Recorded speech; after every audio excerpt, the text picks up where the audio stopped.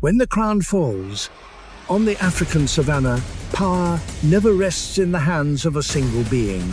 Every species must fight to protect itself, its young, and its herd.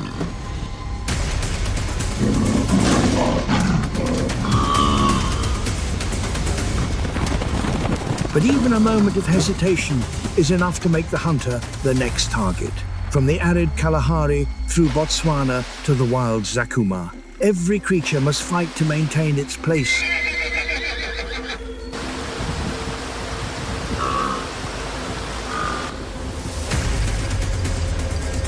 in the cycle of survival. And when the crown falls, the question remains: who truly reigns supreme on the savannah?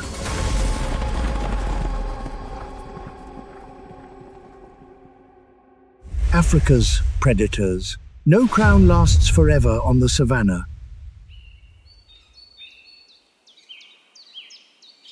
When the sun rises on the African savannah, a trial of nature begins.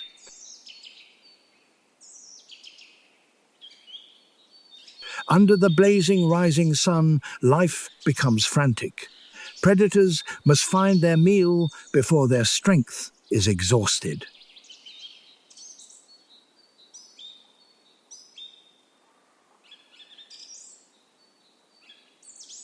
Prey must hunt while constantly observing their surroundings, for danger can appear from any patch of grass.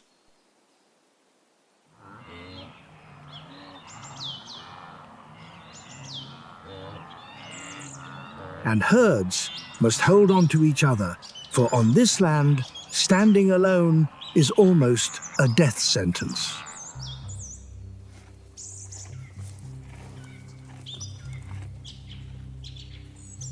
But on the savannah, nothing is predictable.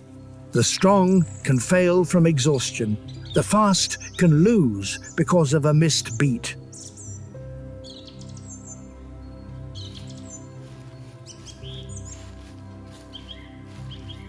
And seemingly vulnerable prey can still survive if they know when to run, when to fight back, and when to rely on the pack. The journey begins in the Kalahari.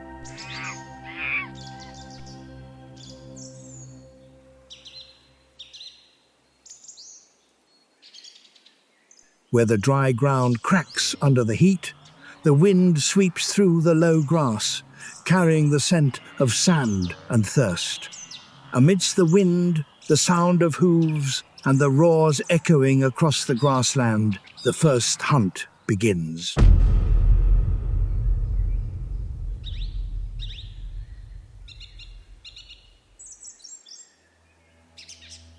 From afar, a pale yellow shadow appears from the dry grass. Its body lowers to the ground, advancing almost silently.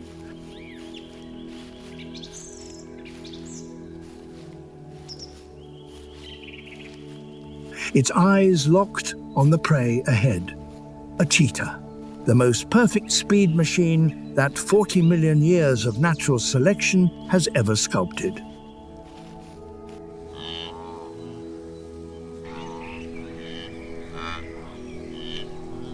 Its body is built for speed. Long legs allow for a wide stride.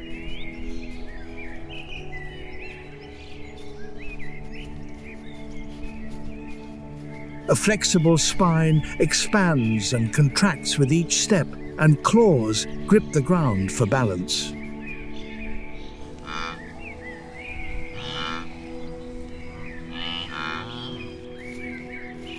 The cheetah's long tail constantly changes direction like a rudder, helping it adjust its body when prey suddenly swerves.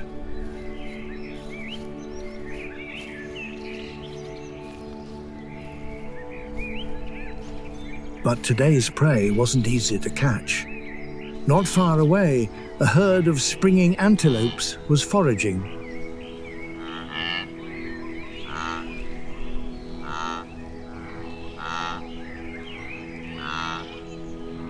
Their bodies were slender, their legs long, and their muscles always ready to spring at the first sign of danger.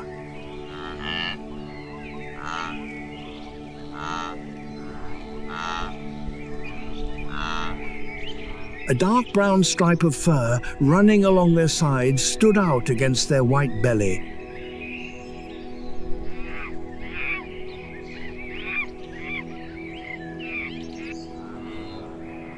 And their curved horns pointing backward could become a defensive weapon when cornered.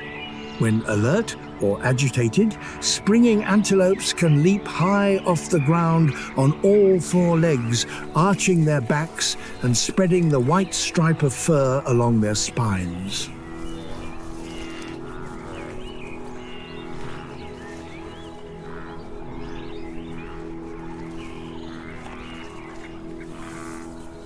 This action is called pronking a leap, that both signals danger to the herd and shows predators that it is still strong and ready to flee.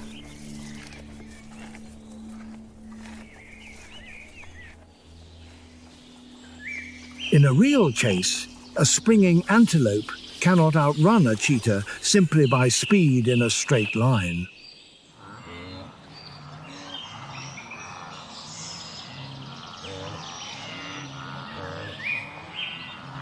Its advantage lies in its ability to accelerate quickly, change direction unexpectedly, and blend back into the midst of dozens of moving bodies.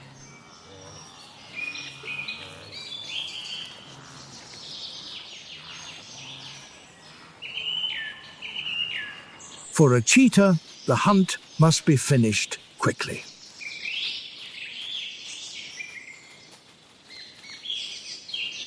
But for the leaping antelope, each successful change of direction, each step maintaining distance,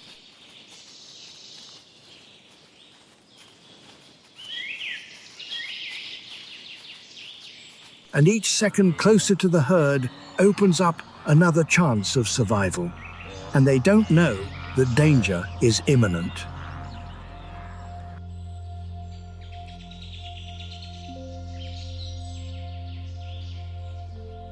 Nearby, the cheetah doesn't charge immediately. It lowers its body, pressing its belly against the dry grass, and slowly approaches the herd of antelopes.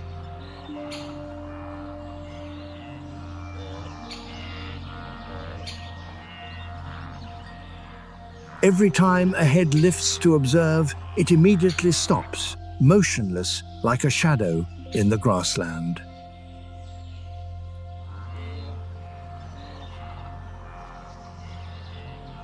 Therefore, it follows the low bushes, using every mound of earth and strip of grass to conceal its body.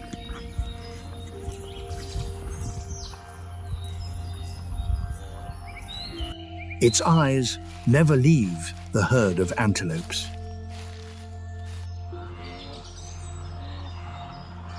It doesn't choose the individual in the middle of the formation, but patiently observes those on the outside, walking slower and preoccupied with foraging.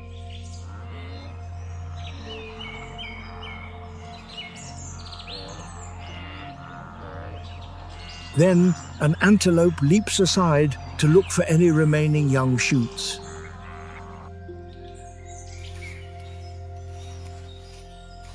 It still hadn't noticed the pale yellow shadow silently closing the distance.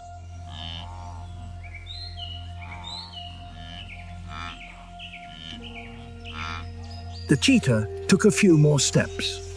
The muscles in its legs tensed, its tail lowered for balance.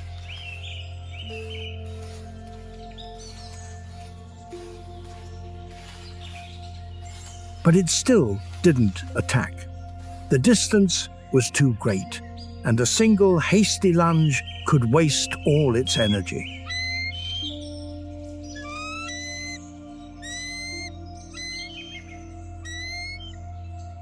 It continued to wait, waiting for the antelope to lower its head, waiting for the formation behind to stretch, and waiting for the exact moment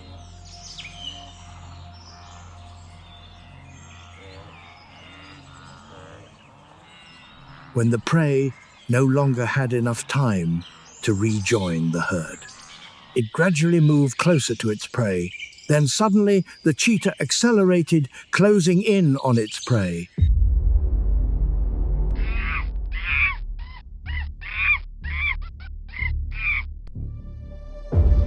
In just a few seconds, its stalking form transformed into a fierce chase. The antelope,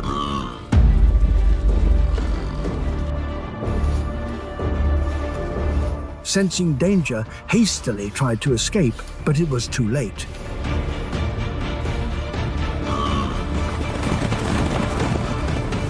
The cheetah lunged at the antelope, attacking relentlessly, leaving the prey unable to retaliate.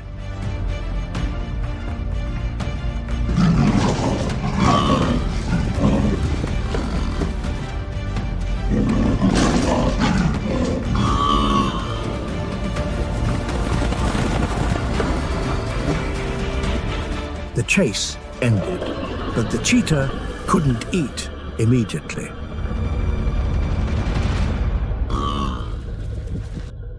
Its breathing was still rapid, its body hot from the intense acceleration.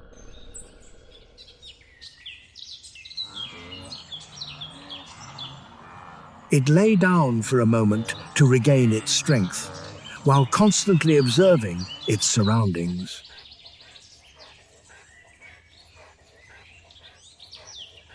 On the open grassland, prey could quickly attract hyenas, jackals, or larger predators.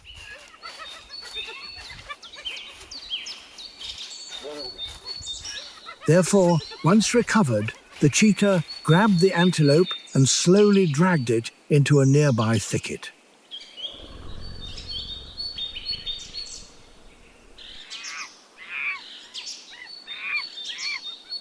Under the cover of branches and leaves, it began to enjoy the fruits of its hunt.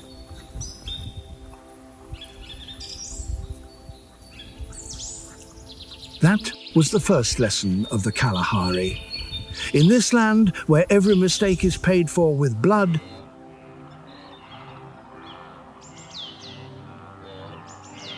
speed is only a weapon when it finishes the hunt before the final limit is reached.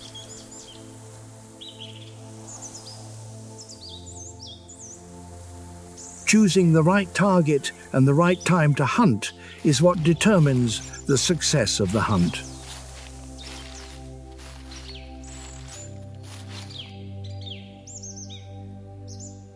Speed doesn't decide everything, but it opens up opportunities.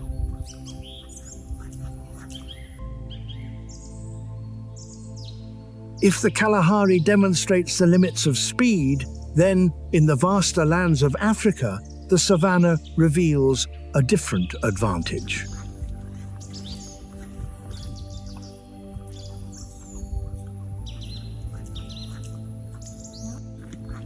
It doesn't come from a burst of speed from a solitary individual, but from bodies that stand together.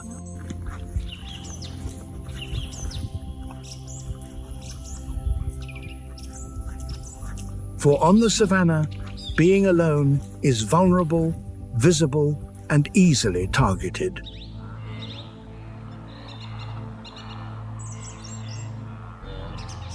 And sometimes the line between life and death isn't about claws, but about whether there's anyone standing beside you. Botswana.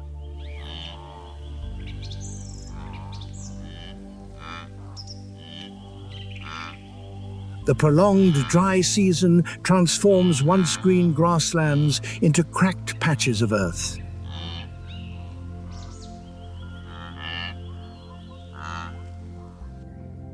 Trees droop under the sun. The wind blows across the land like the hot breath of a giant furnace.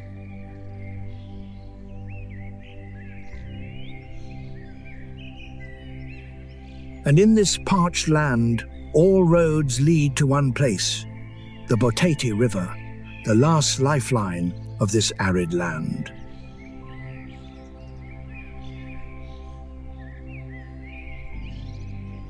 From afar, herds of zebras appear. Hundreds of black and white stripes move amidst the golden dust.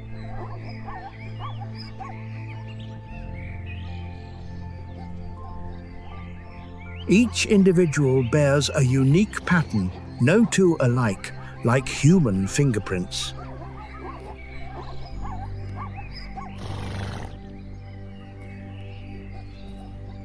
But those stripes weren't just for identification.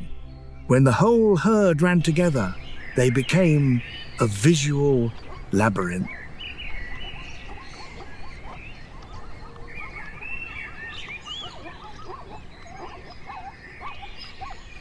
The black and white lines swirled together, making it difficult for predators to lock on to a single target.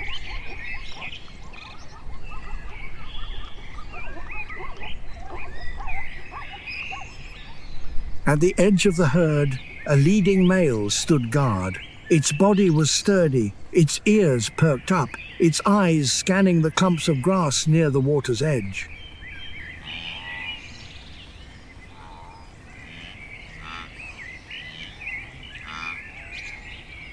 It knew that where there was water, there was also death. But the real danger lay in the shade, not far away.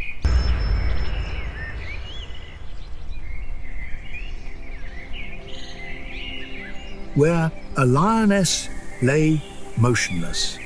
They didn't roar, didn't make any unnecessary movements.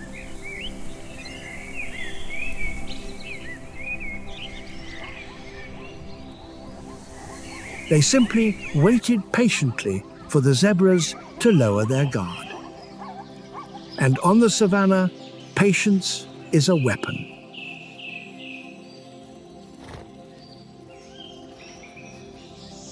The zebras lowered their heads to drink warily.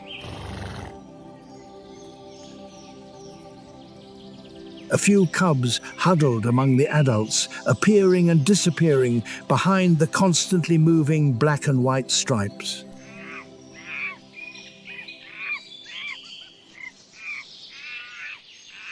A lioness was creeping up. She lowered her shoulders, pressing her belly close to the ground.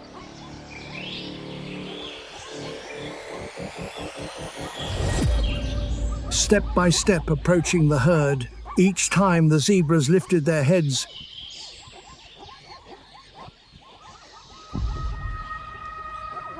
She stopped abruptly. As its snout lowered to the water's surface, it silently advanced further.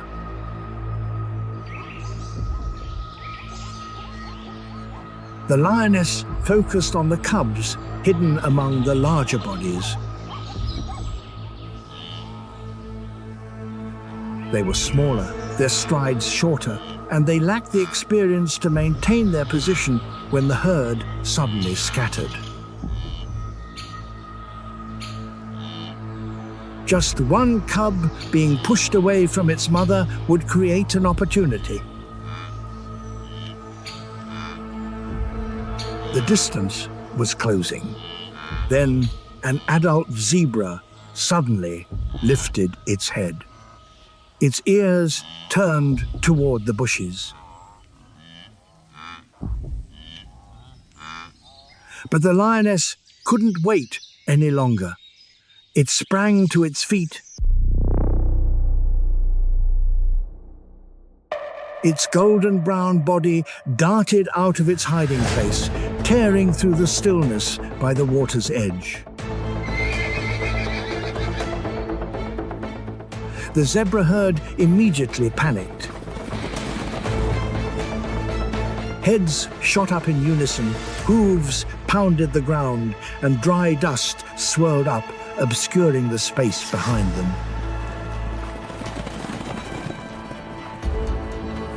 The lioness, still intently observing and locking onto a target, accelerated and lunged at the zebra.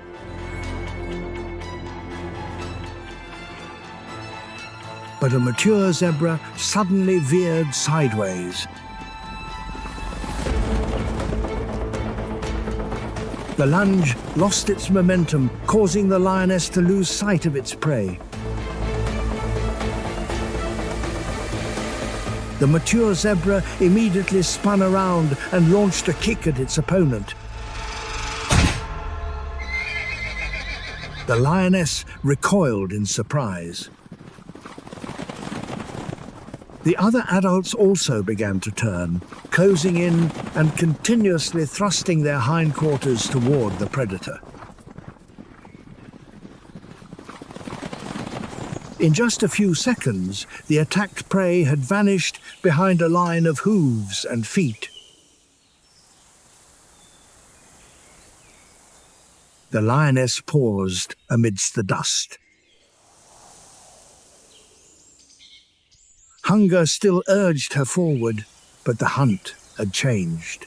She watched for a moment, breathing heavily after her burst of speed as the zebras departed.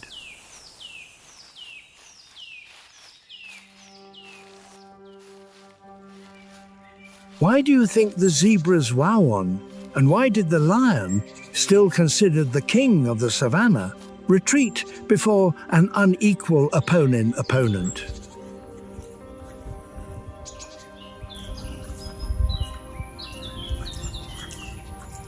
The answer doesn't lie in speed, nor in the individual strength of the zebras.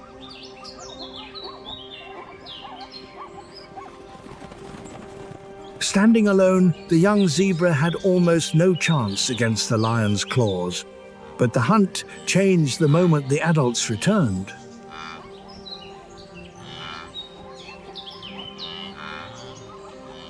Before, the lion was no longer a panicked prey, but an entire group ready to counterattack. A kick to the face could render it incapable of hunting.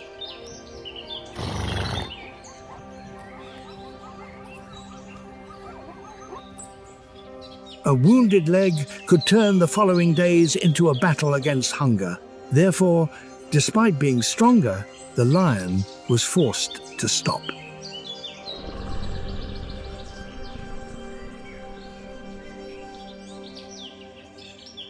The zebra didn't win because it was superior to its predator.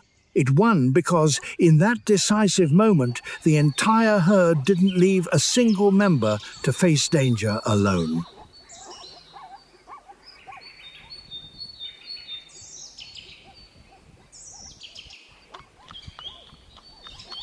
That's what makes collective strength so formidable. When weaker individuals know how to stand together, know when to turn back, and protect a life left behind,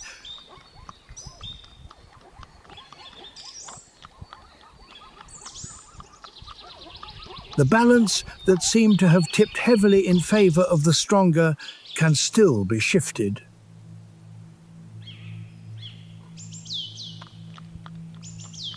This isn't just about the instinct to protect offspring. It's also about an individual's responsibility to the lives that depend on them.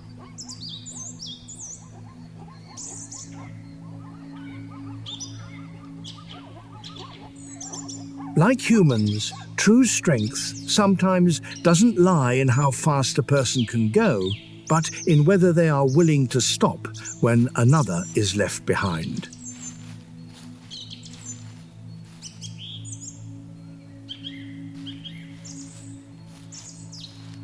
A hand extended at the right moment, a decision to face the situation together, can change a seemingly irreversible outcome.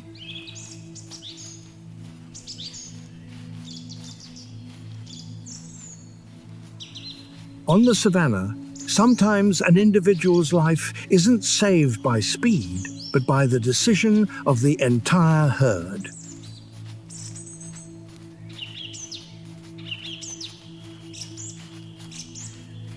The unity of the horse herd changed a hunt that seemed destined for a certain outcome.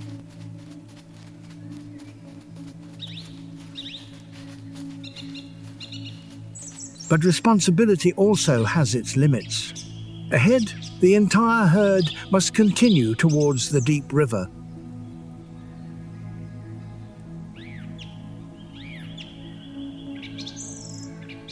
Where hooves are no longer firm enough, formation is no longer easy to maintain, and not every call from behind will be answered. Guri Ikian Fan Hoi.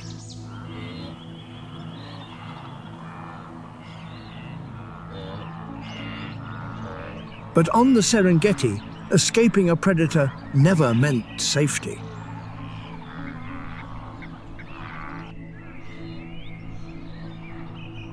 The dry season continued. The grass withered, the ground cracked under the sun, and the small puddles dried up one by one.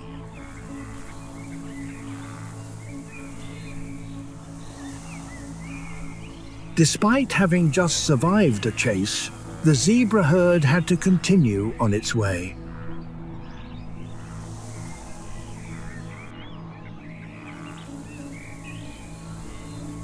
They were heading towards another river.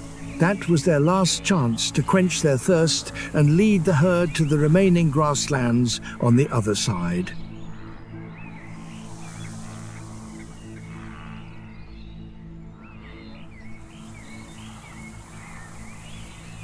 But to reach that place, they had to leave their familiar land and enter waters their eyes couldn't see.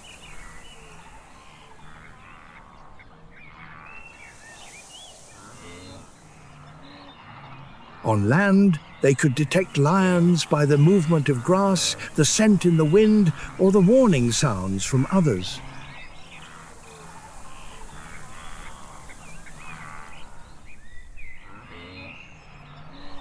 But beneath the murky water, danger left no footprints. Other jaws awaited them underwater.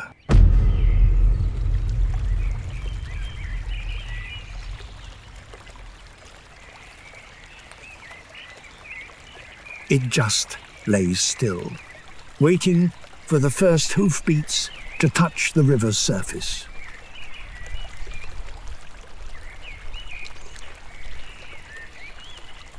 The Nile crocodile almost completely disappeared into the mud and dark water.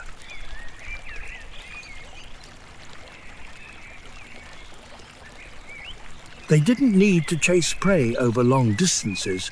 They only needed a zebra to slip or one to venture deeper than the others.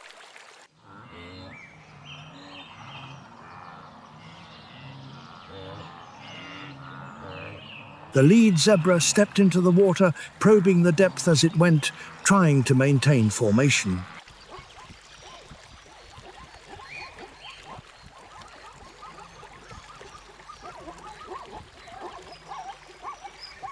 The cubs squeezed between the larger bodies, following their mother amidst the splashing water and the pounding of hooves on the muddy bottom.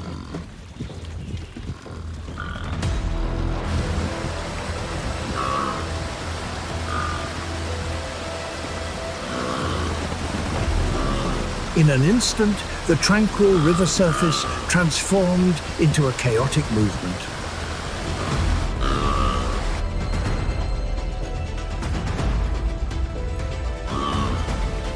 The black and white bodies huddled together, the soft mud beneath their feet making each step heavy. None could linger for long, for the herd behind them continued to surge forward.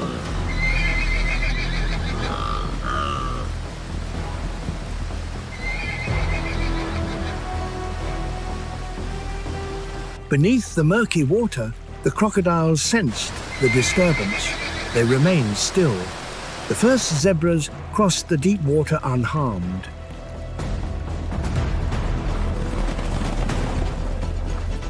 But as the formation grew longer, one zebra was swept aside by the current.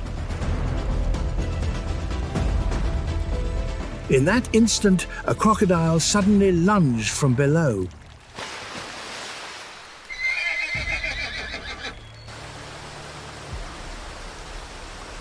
Clamping its jaws onto the zebra and dragging it forcefully toward the deeper water.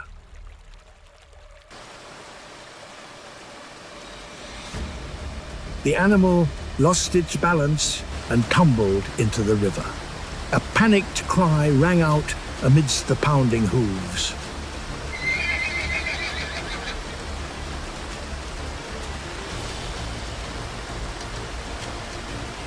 It struggled to get back into the herd, but the mud kept slipping from its hooves and the predator held on tight from behind.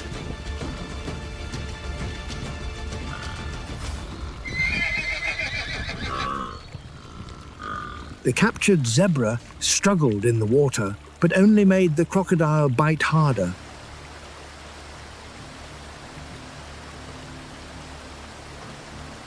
Other crocodiles began to arrive, one after another. The smell of blood and the vibrations from the struggle drew them in.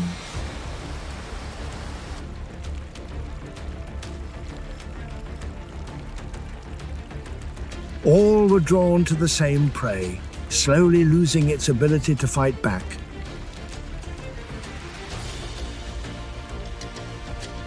The hunters all lunged at the unfortunate zebra. The zebra struggled one last time before weakening.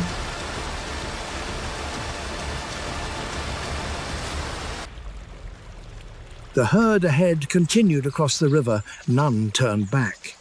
Not because they didn't hear their brethren's cries for help,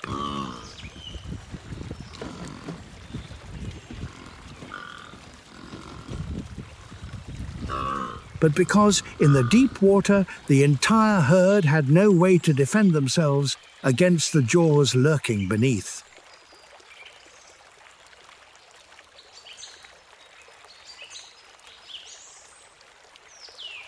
Turning back would only trap more individuals in the same dangerous area. Therefore, the zebra herd was forced to continue towards the other bank.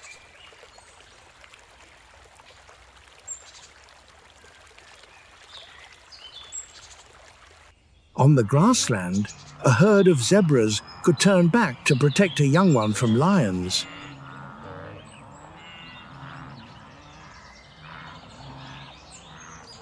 But in the deep water, the strength of the herd was divided by mud, currents, and predators hidden beneath.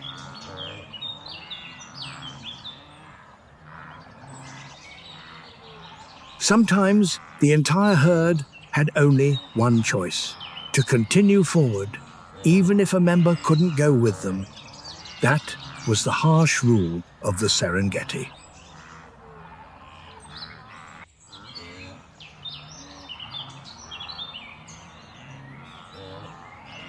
Being in a group doesn't guarantee everyone's survival, but it gives more individuals a better chance of overcoming danger.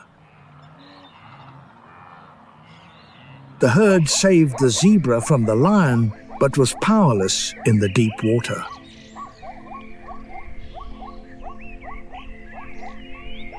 So, on the Savannah, is there a species that not only has the strength to fight back, but also makes the hunter flee?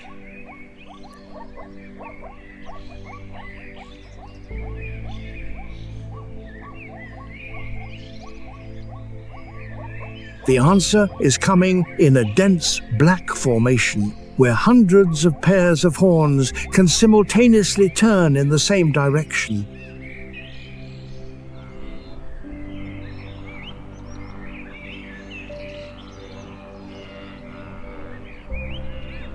On the vast grasslands, the buffalo herd moves like a heavy black mass.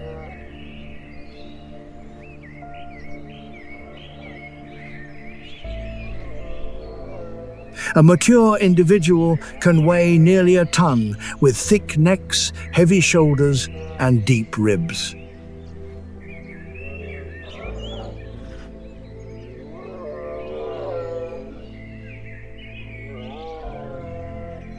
Each step they take is slow, as if carrying the weight of the entire land.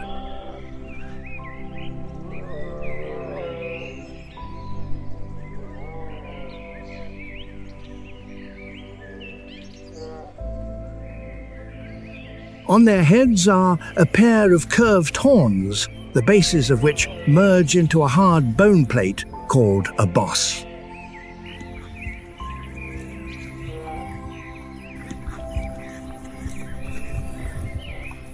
This is not only a weapon for self-defense, but also an important layer of protection in direct confrontations.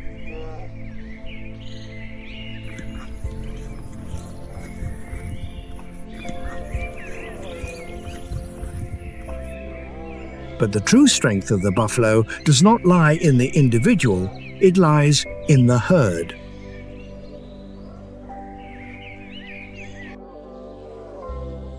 A lone buffalo can be tracked, an old and weak buffalo can be separated, a young buffalo can become a target.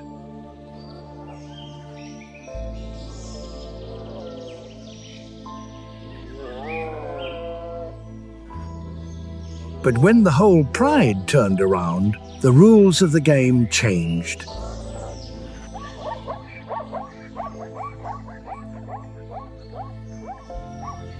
The lions understood that.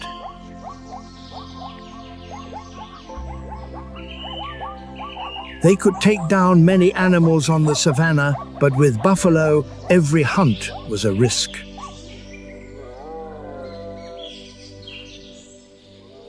Because the hunted wouldn't always be the prey.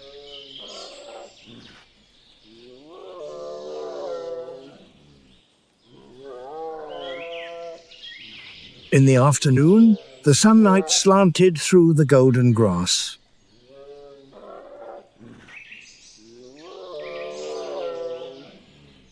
An old buffalo lagged behind the herd.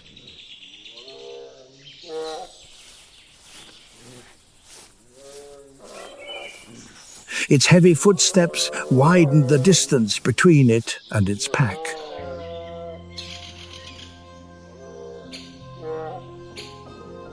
In the low shadows of the grass, the lionesses saw their opportunity.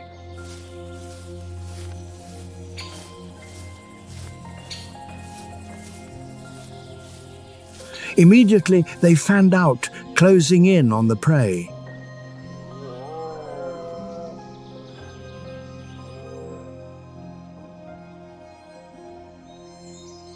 Each lioness took a side to block the buffalo's escape route.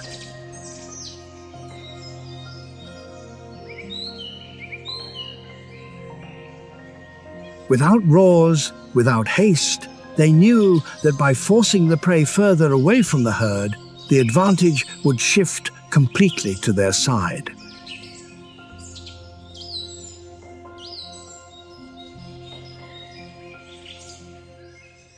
The buffalo hadn't realized the encirclement was closing in.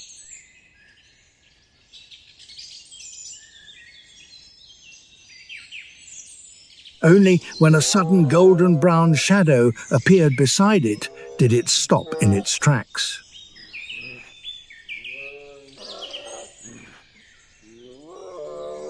Its large head immediately lowered, its horns turning towards the approaching predator.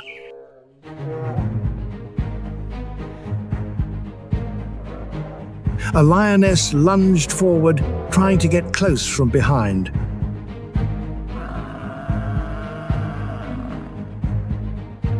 The buffalo turned to fight back, but more and more appeared around it.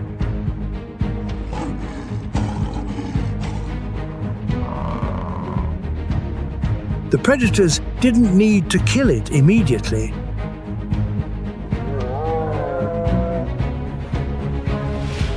They only needed to exhaust the animal and prevent it from returning to the herd.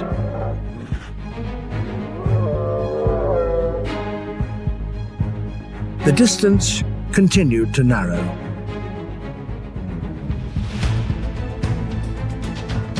The old buffalo began to be forced back from its familiar path.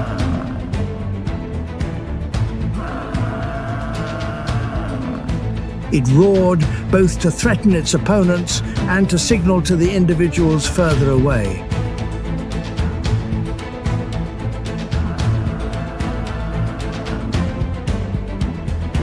Just as the hunt seemed to be over, the dust behind it stirred.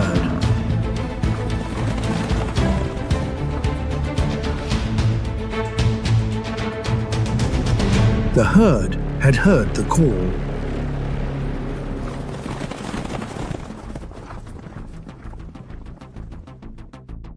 At first, only a few individuals turned around. Then the large males at the edge of the herd followed.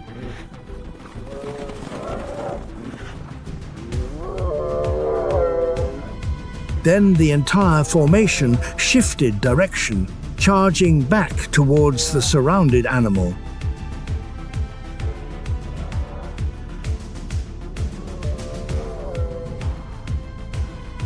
The ground shook under a flurry of hooves.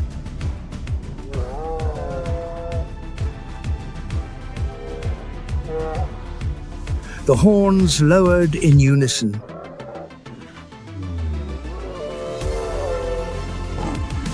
In just seconds, the old buffalo was no longer alone.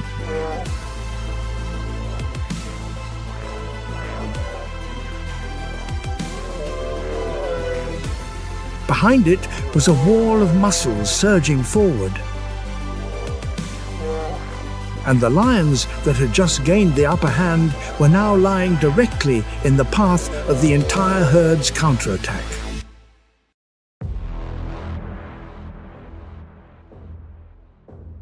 A lioness attempted another attack, but the leading buffalo charged straight ahead.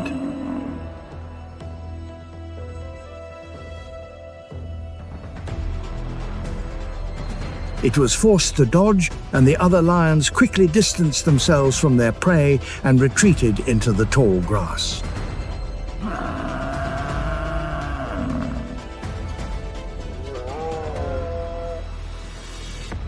The buffalo didn't stop immediately.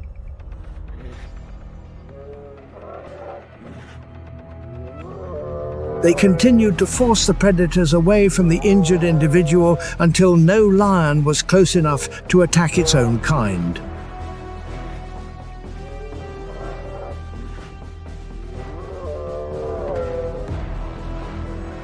The hunt was a failure.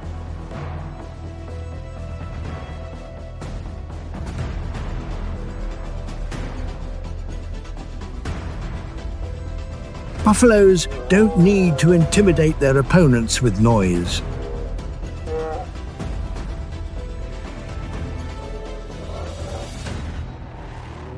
Their strength lies in the moment when the entire herd turns to protect one another.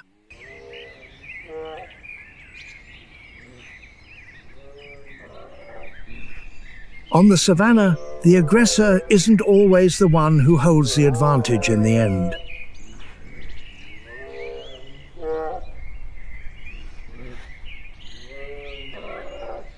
Sometimes survival belongs to herds that stand together, stick together, and counterattack at the right moment.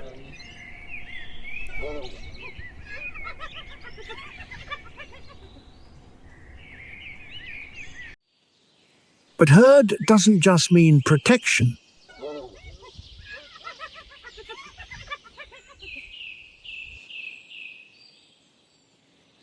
In another species, the herd is a power that brings order, like a miniature society.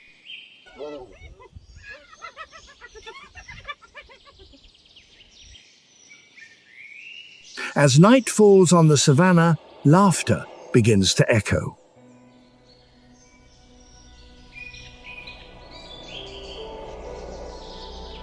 It's a series of high-pitched, sharp and piercing sounds that would make many animals pause to listen.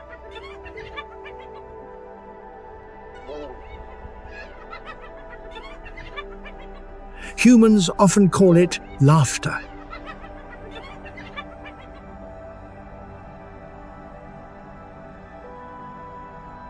But for spotted hyenas, it's not laughter, it's a signal. A call, a way for the pack to find each other in the vast open space.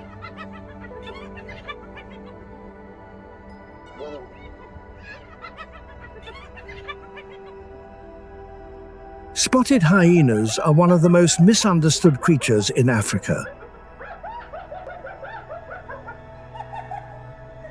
They are called scavengers, only knowing how to steal food or scavenge leftovers.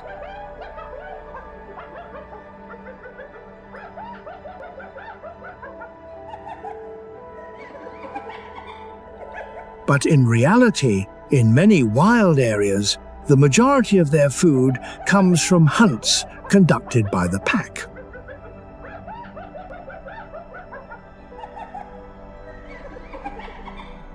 They know how to track, how to surround, how to wait for prey to weaken, and most importantly, they know how to cooperate collectively.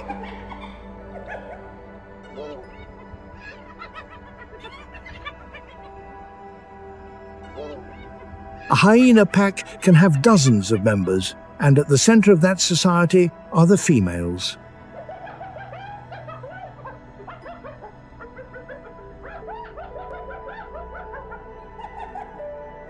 The alpha female controls food, position, access to mates, and hierarchy within the pack.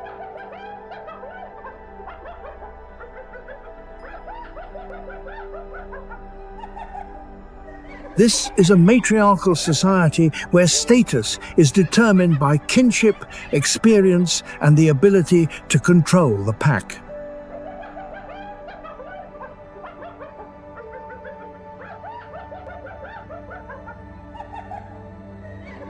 From a young age, hyenas have to compete for space and access to food.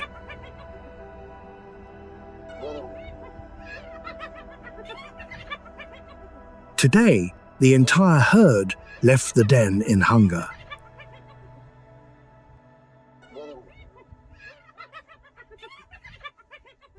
Shadows followed one another across the grassland, shoulders low, backs sloping, jaws capable of grinding bone, opening and closing with ragged breaths.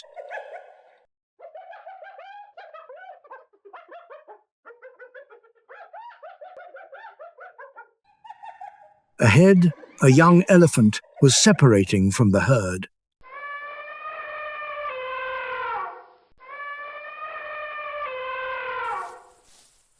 The herd immediately dispersed. Some followed behind, others pressed from the sides, constantly increasing pressure to force the young elephant into making a mistake.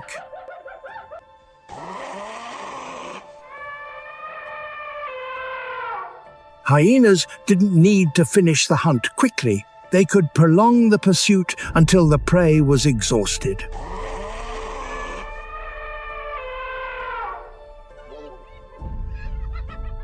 A moment of carelessness. The herd instantly changed its rhythm.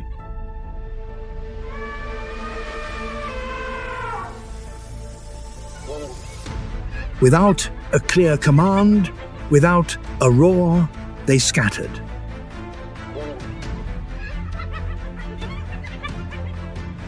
Keeping their distance behind, a few pressed from the flanks.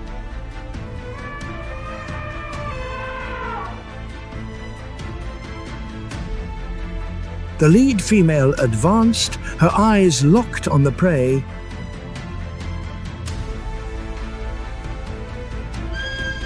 The pressure increased, not with a single charge, but with persistence surrounding the young elephant.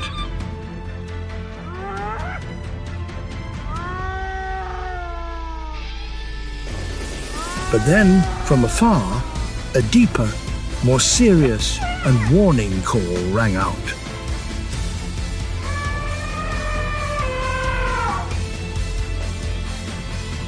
The mother elephant had detected danger.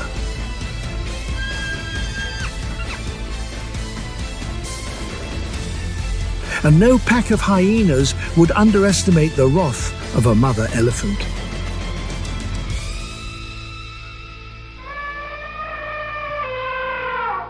A mother elephant doesn't need to run fast, doesn't need lion-sharp fangs, doesn't need a roar to summon her pack.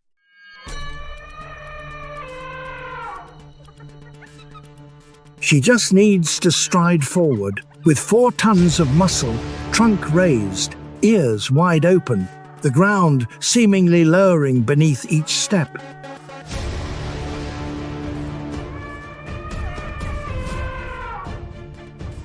Her enormous body becomes an unmistakable warning.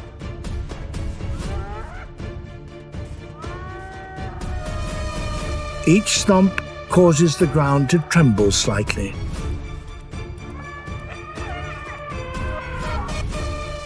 The mother elephant stood in front of her calf, her head turned directly toward the pack of hyenas. If they continued to advance, the hunt would no longer be aimed at a weak calf. It would turn into a confrontation with a living wall, ready to crush anyone who dared to get too close and harm her offspring.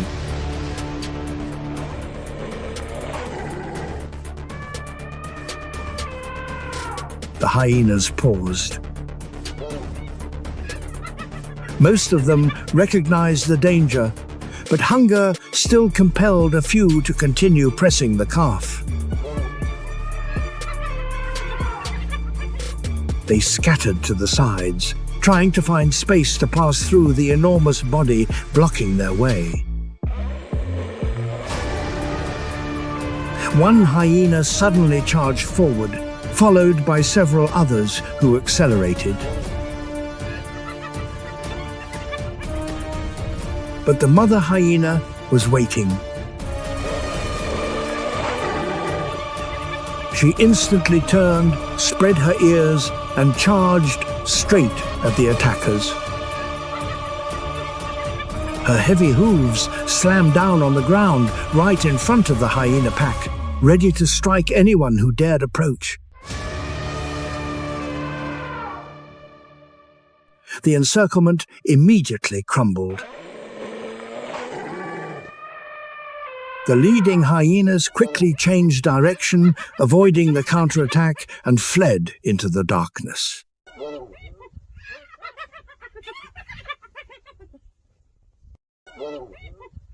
As the mother hyena pursued them further, the pack was forced to disperse and retreat.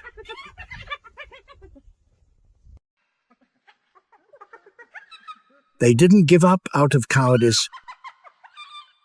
They retreated because they understood that to reach the baby elephant, they first had to overcome a mother who showed no intention of giving way.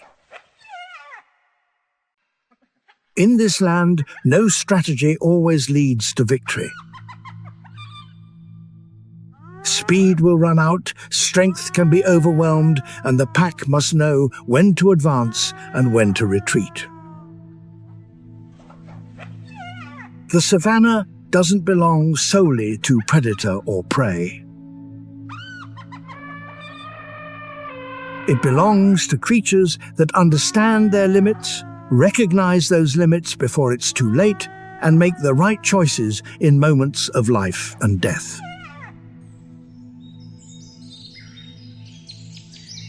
Leaving the vast grasslands, the journey continues westward to central Chad, where a wild fortress still stands amidst the ocean of sand. Zakuma. It's like a green island in a sea of sun and dust. Here, life is so densely concentrated that one feels nature has bestowed special favor upon this land.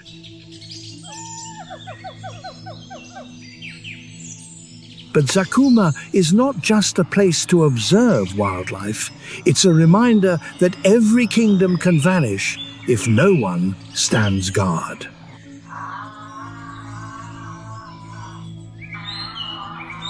On that land, Kordofan giraffes walk slowly among the thorny bushes.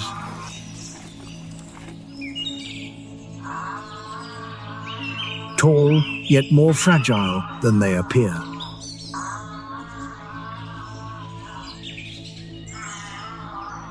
Their long necks lift their heads higher than most land creatures.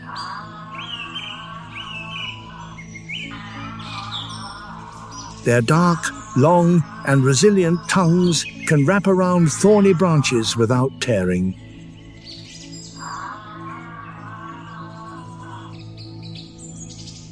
A powerful heart pumps blood through a neck as long as a living tower.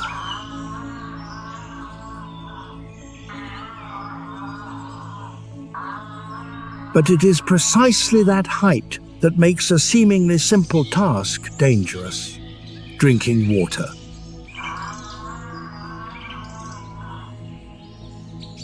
To lower their mouths to the river's surface, giraffes must spread their front legs wide and lower their long necks. In this position, the giant loses its advantage.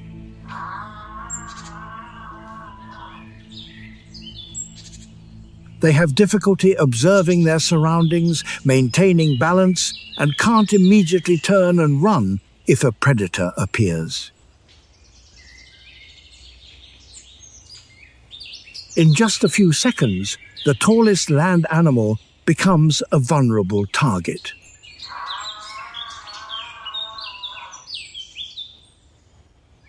Therefore, before each time they lower their heads, they usually pause for a long time to listen and observe.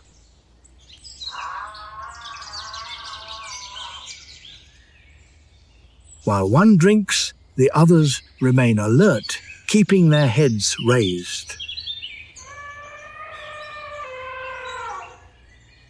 But today, they had chosen the wrong watering spot. As they were spreading their legs and lowering their heads to drink, a female elephant immediately turned around.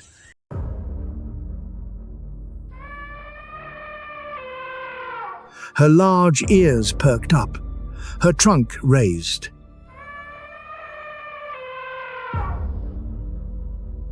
She strode straight toward the intruder, letting out a deep, warning growl.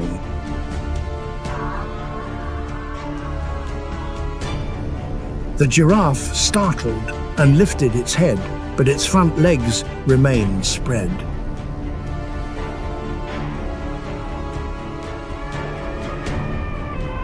Just regaining its balance took a few precious seconds.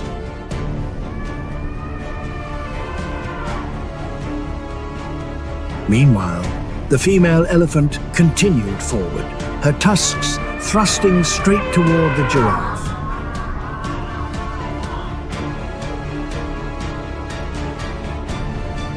The giraffe understood the warning perfectly.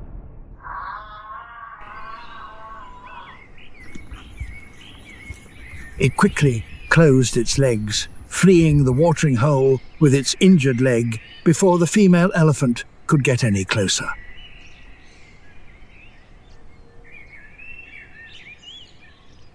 In the dry season, when water sources are increasingly scarce, even herbivores are ready to confront each other for precious water.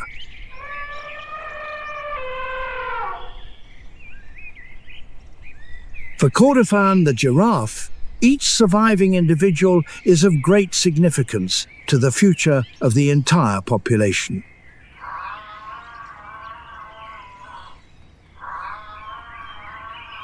The danger lies not only in those few vulnerable seconds by the water's edge, but also in the shrinking of their safe habitat. The fear of extinction is not a distant concept.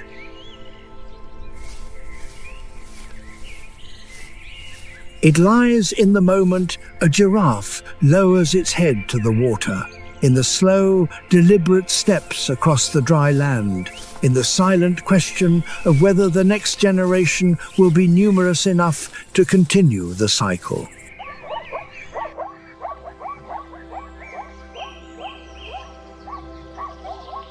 But Zakuma is not guarded solely by these towering creatures.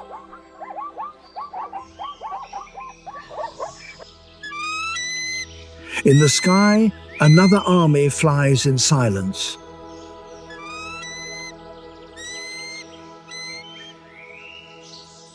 White-backed vultures.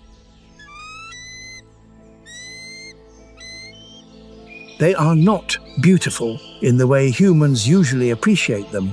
Without roars, without manes, without the majestic image of a king.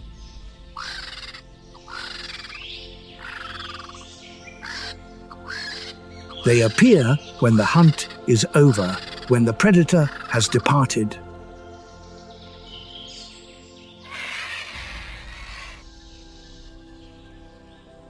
When the ground is left with only corpses, the smell of decay, and the silence of a life cycle that has just ended, they land to perform a task irreplaceable by any other species.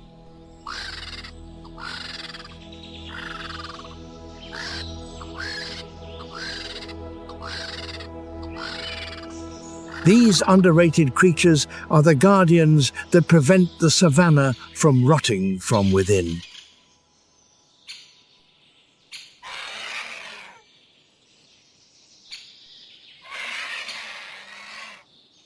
Every carcass on the grassland is a potential breeding ground, a starting point for bacteria, for disease, for the spread of death.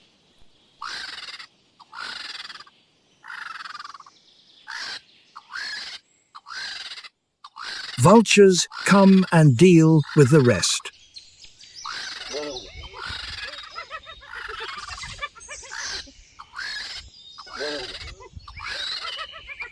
Their special digestive systems allow them to eat parts of the flesh that many other species would find difficult to tolerate.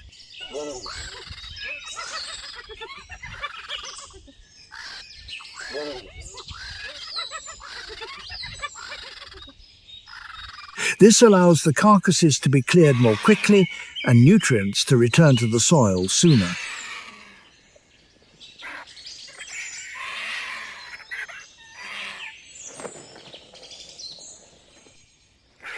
If vultures disappeared, the grassland wouldn't collapse instantly.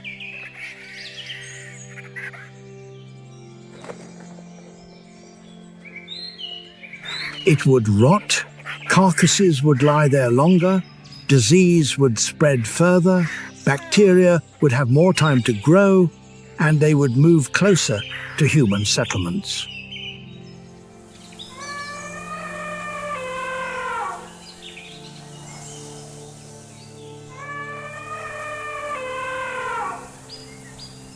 And the cycle that has operated for millions of years would begin to deviate from its course.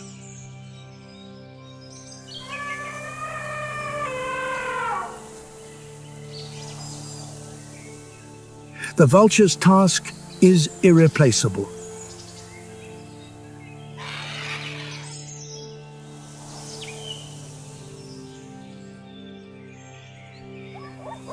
After all, this land has never been held together by a single king.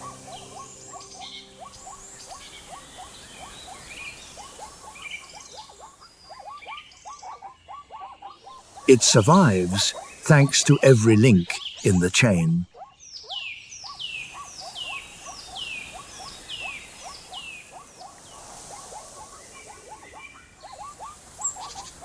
Predators, prey, carcass scavengers, water, dry grass, flocks, and even the quietest creatures we rarely notice.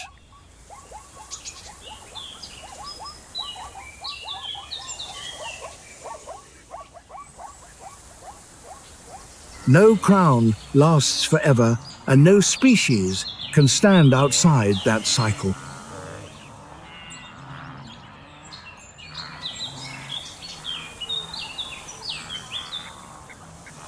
Only fear, instinct, herd mentality, limitations, and life continue to revolve through each hunt, each run, each roar, each death that dissolves into the red earth.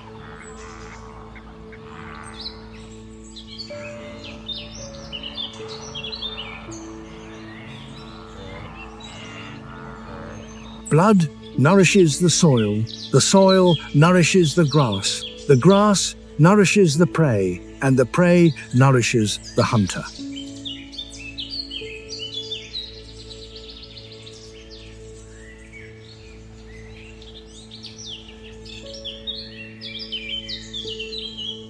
And when the predator falls, it returns to the earth, and the cycle begins once more.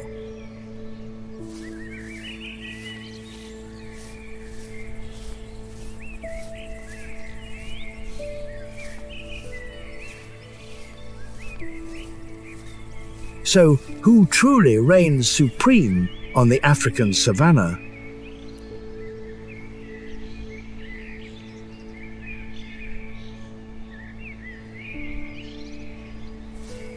The answer perhaps lies not in the loudest roar, but in how each creature confronts its fears, adapts to its limitations, and continues its journey across a land that never ceases to challenge it.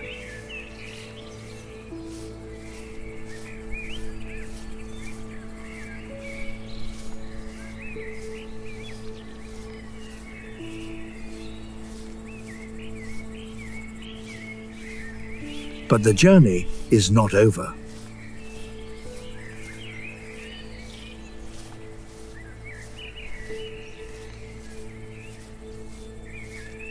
Beyond the African savannas lie lands where speed, strength, and herd mentality face entirely different challenges.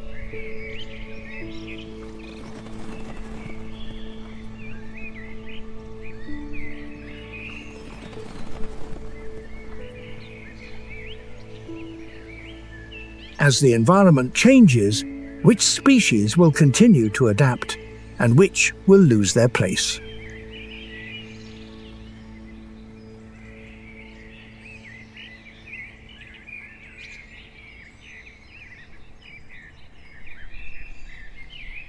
Please like the video and tune in for the next part of the survival journey.